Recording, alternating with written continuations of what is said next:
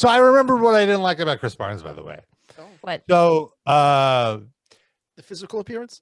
To be not to avoid being too specific, I will say he's very sensitive about his band.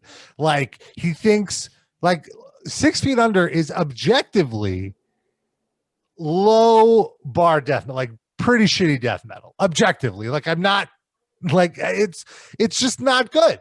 There's nothing about it interesting except that he used to be in a big band, right? Yes, exactly. That's exactly. It's offering nothing new. It's real, and it's like, but he's so precious about it, and he thinks it's like the best shit ever, and he gets very defensive. And I remember there was one point where like one of my writers wrote something like the new 6 Feet Under song is a new 6 Feet Under song. Is basically like the headline. And he got so offended, like, how dare you? And blah, blah, blah. And it's like, why are you wasting your time like going after like writers? Oh, I thought you were gonna be like, why are you wasting your time reading Metal Injection?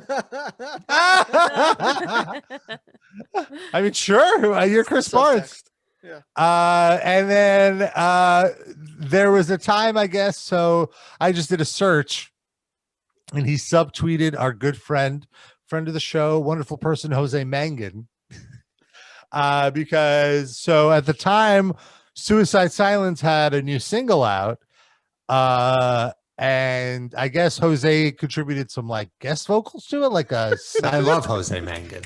I do love Jose Mangan. He contributed like a sing along at the end, and Chris. Wait, there was like a. Was this before the singer died or after? This was after Mitch Luckert died, Okay. so this was during when Eddie was in the band. What did he contribute? Like gang Like there was vocals? like a gang vocals. Yes, he contributed to gang vocals on a song, and this is the lead single off a Suicide Silence song. Which look, they were huge at the time. And so he tweeted like Payola, Chris Barnes tweeted, Payola is alive and well in the music business. Hashtag let the DJ sing on your album. And like, and like, I thought that was very unfair because the implication is the only reason Suicide Silence get airplay is because they let Jose sing, which is absurd. Like that Suicide Silence song would have been in its position on Liquid Metal, regardless of if Jose was on the track or not. An influencer to be saying that. I don't. That's what it's like. Metal. It's and I'm sure it's just he was just upset that like no one's playing his not so good songs. You know, like he's not getting as much under on Liquid Metal, so that's not true. I'm saying he's not getting. Yeah. That's what I mean. It's not that they don't play him at all. They just don't give him as much airplay. Yeah, exactly. Because he's so obsessed with himself. That's kind of the point. He's the macro level of Metal Injection commenters saying you don't cover their personal favorite band. Yes, exactly. Except he's fucking Chris Barnes. Like, and then I found this amazing exchange that it really shows you what kind of different place the internet was in 2017, because this would never happen today. Here's 6 Feet Under's Chris Barnes calls Dave Mustaine, quote, a fucking asshole. Megadeth frontman responds. And my caption is, so that happened. And so I guess your targeted ads. That sweater looks cozy. Oh, well, these aren't targeted ads because this is the browser that doesn't save my cookies. So this is just, it's assuming who I am by all the searches I did just for this episode.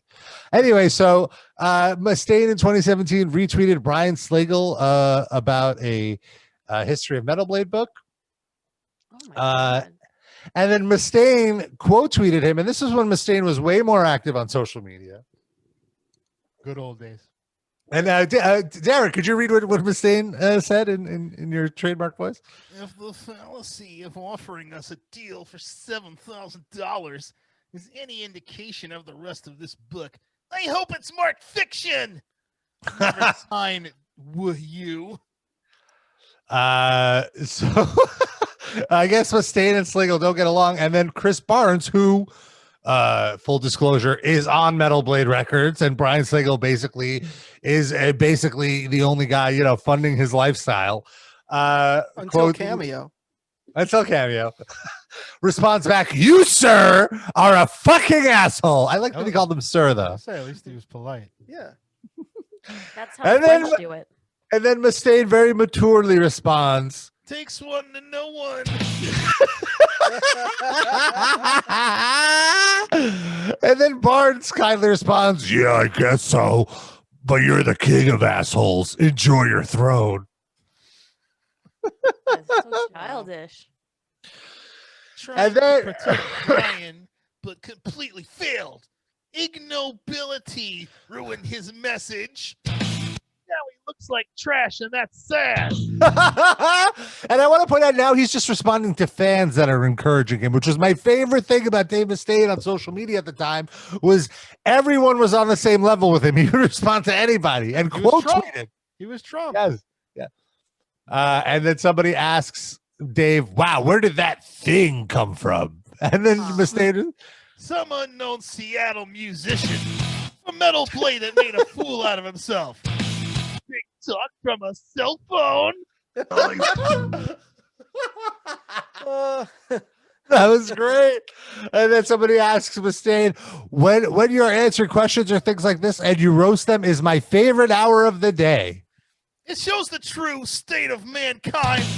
When you tell the truth, someone calls you a name. I'll pray for him.